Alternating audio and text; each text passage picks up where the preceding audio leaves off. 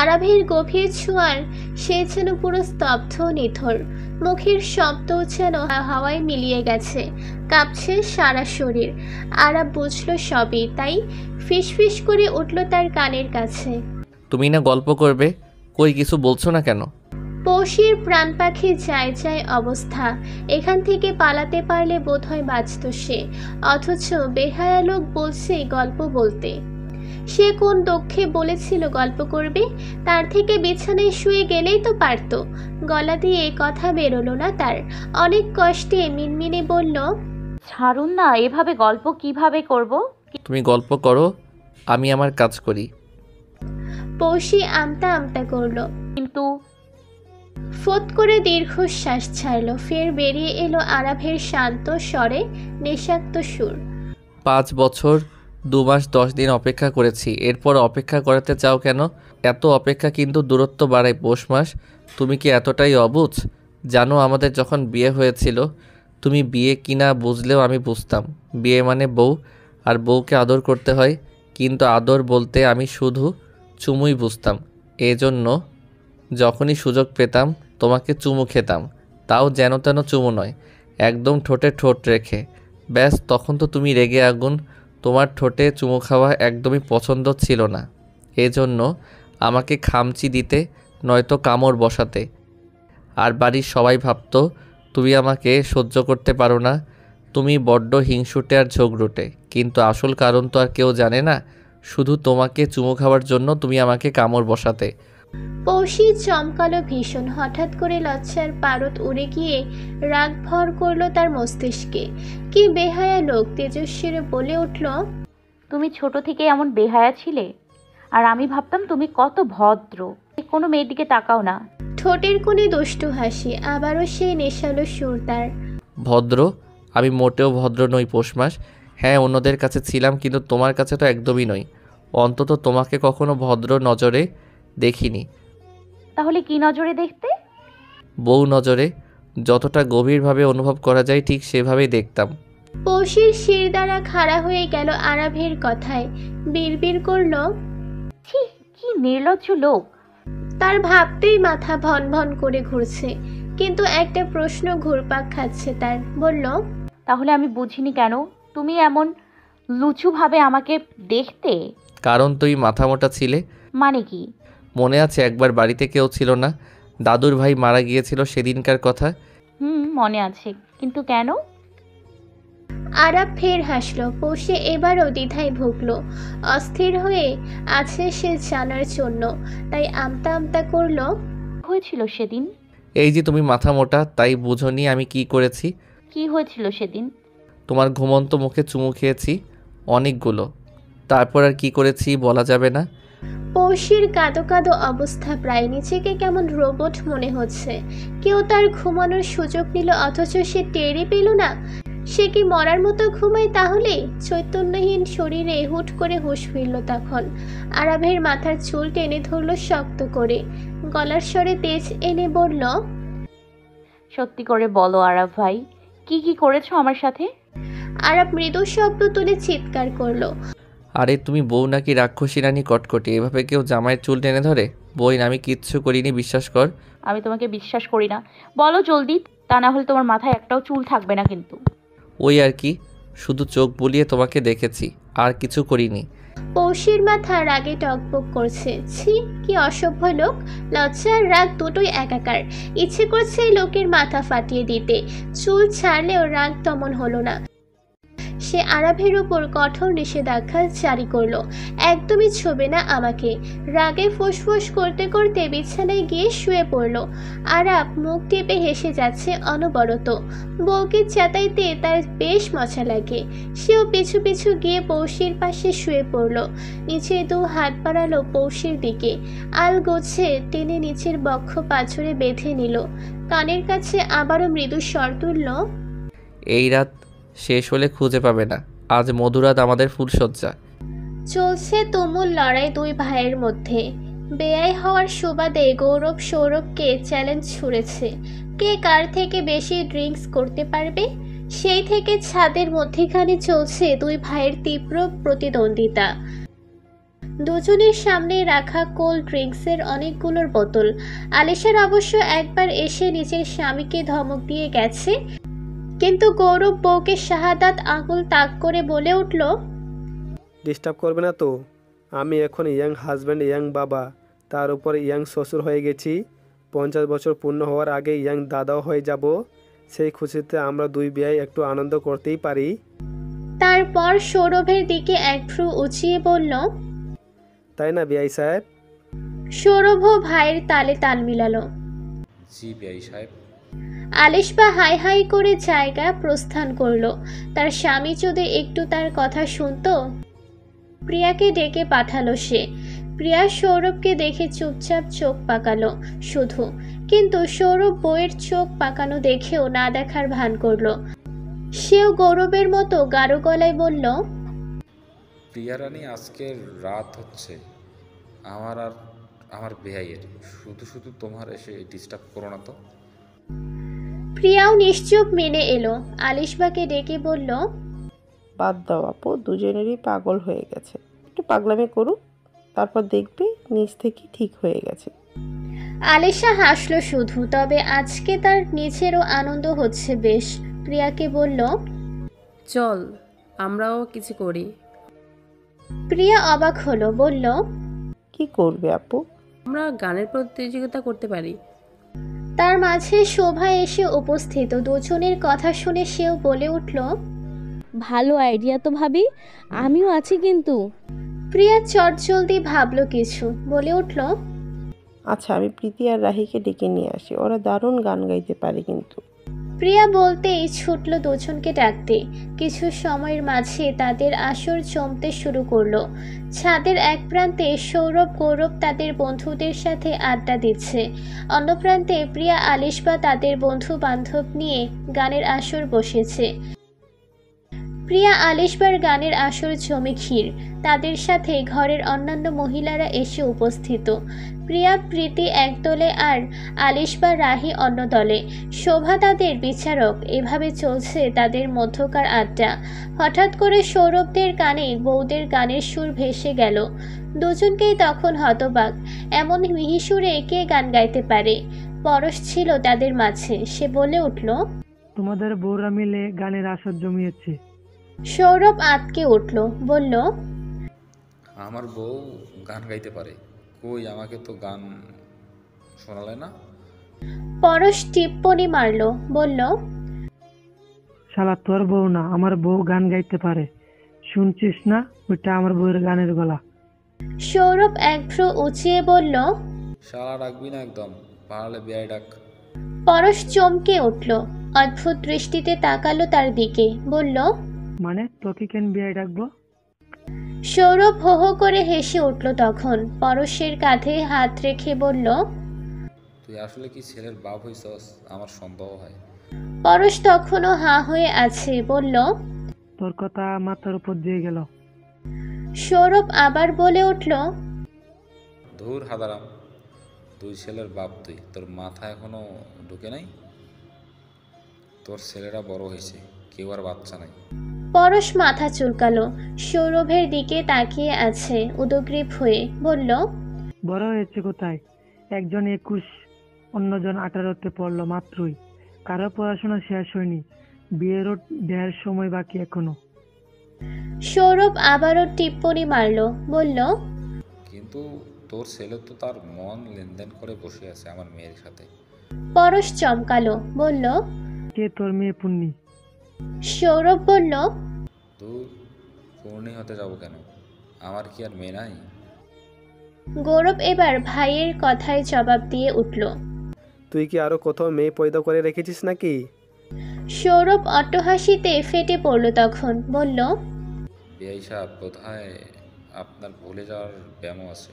আমার 3টা মেয়ে, কৌশি, আরিবা ও পূর্ণি, বুঝছেন বিআই সাহেব? পরশ আটকে উঠল এবার, বলল, তুই কি পাত্র আর আবিরার কথা বলছিস? সৌরভ মাথা নাড়ালো, অথচ গৌরব হা হয়ে আছে। ড্রিঙ্কস পান করা ছেড়ে দিয়ে পরশ আর সৌরভের কথা শুনছে। তার মনটাও বড্ড ব্যাকুল জানার জন্য। পরশ তুচ্ছ তাচ্ছিল্য করে উঠল নিজেকে নিয়ে, বলল, কোথায় আমার ছেলে আর কোথায় তোদের মেয়ে? তার উপর সে মধ্যবিত্ত বাবার ঘরের ছেলে। সে তো ভাঙ্গা ঘরে ঘুমিয়ে চাঁদ ধরার স্বপ্ন দেখছে। আপনার ছেলে বড্ড অবুঝ, তাই বলে আমি তো আর অবুঝপনা করতে পারি না। ওর হয়ে আমি ক্ষমাপ্রাপ্তি, মাফ করে দিস দোস্ত। গৌরব এবার মুখ খুলল। দেখ, তোর ছেলে এখনও ছোট, পড়াশোনা শেষ হয়নি তার, আমার মেয়েরও হয়নি। যদি ততদিন আমার মেয়ের জন্য অপেক্ষা করতে পারে তাহলে আমি নির্দ্বিধায় তোর ছেলের হাতে আমার মেয়েকে তুলে দেব। তবে শর্ত একটাই, আগে পড়াশোনা, তারপরে এসব নিয়ে কথা বলবো।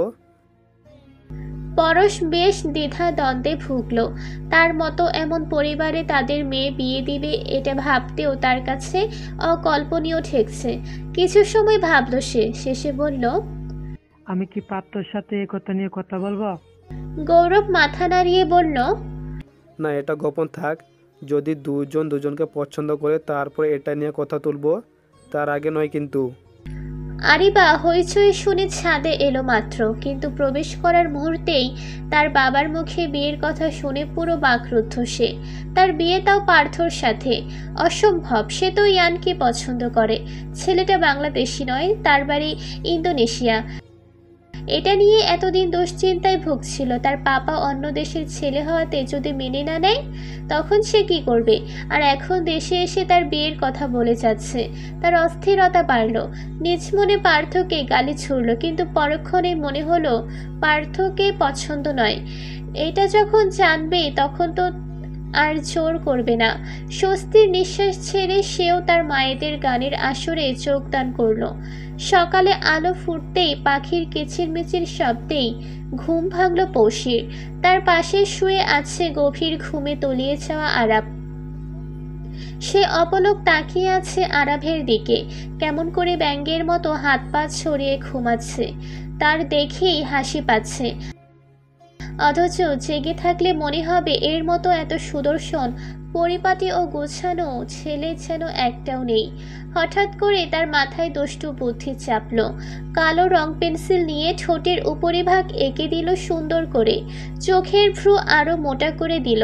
দেখতে রাজা মহাশয়ের মতোই লাগছে। তারপর হাসতে হাসতে সে ওয়াশরুমে চলে গেল। নাস্তায় টেবিলে বসে সবাই আলাপ ছুড়ে দিয়েছে। খাওয়ার তুলনায় কথা চলে বেশি তাদের। শুভা খাচ্ছে আর পাশে বসে অন্যদের খাবারের তদারকি করছে। পূর্ণি মনে মনে কিছু একটা ভাবলো, আচমকাই বলে উঠল, আচ্ছা ফুপি, কিয়াম ভাইয়াকে কেমন মেয়ে বিয়ে করাবে? শোভা বোধহয় মজা পেল, বলল, কেন রে, বিয়ের খটকালি করবি? পূর্ণি কিঞ্চিত হাসলো, বলল, না ফুপি, শুধু জানতে চাইছিলাম আর কি। শোভা হেসে উঠল। পূর্ণি নিচের ফুফুর ঠান্ডা মাথা দেখে আরো একটু যেন সুযোগ পেল, তাই আবার বলে উঠল, আচ্ছা, কিয়াম ভাইয়াকে বিয়ে কখন করাবে? শোভা এবার চমকালো ভীষণ, বলল, কেন রে, হঠাৎ করে তোর কিয়ামকে নিয়ে এত চিন্তা কেন বলতো? পূর্ণি ঘাবড়ালো বোধহয়, আমতা আমতা করলো এবার, বলল, আমি নিজেও কি মজা করে জানতে চাচ্ছি, বিয়ে খেতে ইচ্ছে হচ্ছে তাই। শোভা বলল, কিয়ামের বয়স 25-26 হলে বিয়ে করাবো, তার আগে নয়। পূর্ণি বলল, যদি তোমার ছেলে ততদিনে অন্য কোনো মেয়ের সাথে প্রেম করে বসে থাকে তখন কি করবে? শোভা মুখ টিপে হাসলো। পূর্ণির দিকে তীক্ষ্ণ নজর দিয়ে বলল, তোর এসব নিয়ে ভাবতে হবে না।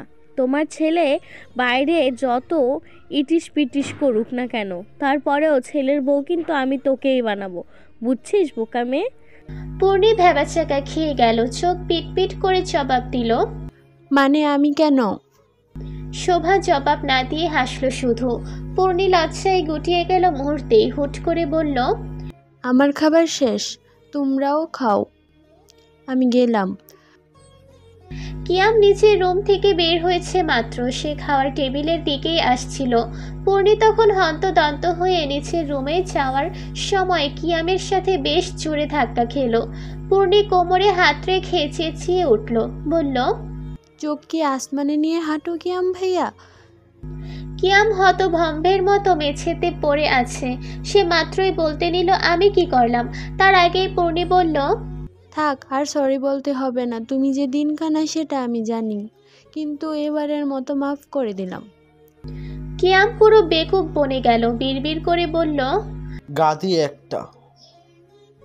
আরাব ঘুম থেকে উঠে কুলকুচি করলো শুধু, আয়নার মুখ দেখা হয়নি তার আগেই বেরিয়ে এলো রুম থেকে।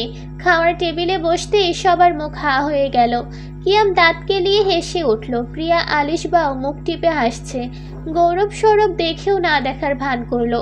আরিবা ভাইয়ের মুখ দেখে হাসলেও চুপ করে থাকলো, কিন্তু পূর্ণি দেখে চেঁচিয়ে উঠল, বলল, দুলাভাই, আগে তো দেখিনি, কিন্তু এখন রাতারাতি তোমার দাড়ি গো ফুটে গেছে কিভাবে?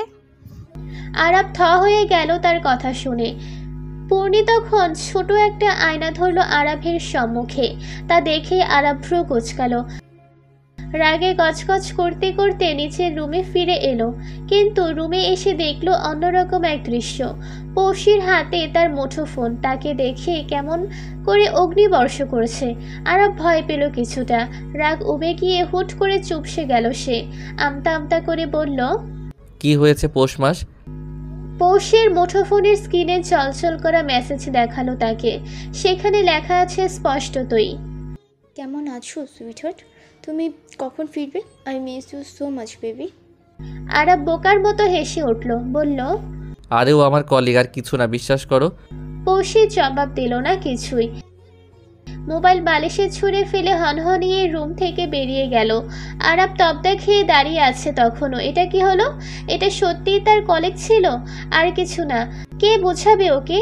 তার কলিগ এমন মজাই করে তার সাথে? সে হা হুতাশ করলো আপন মনে। আসলে বৌমা নেই ভয়ঙ্কর।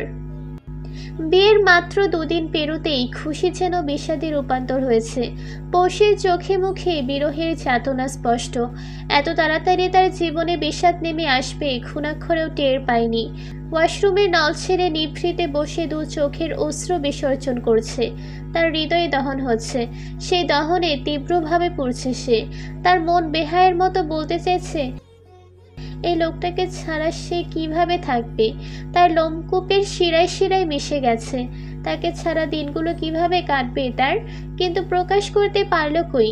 আজকের রাত পেরোলেই আগামীকাল আরাব চলে যাবে তার চিরচেনা সেই নগরীতে।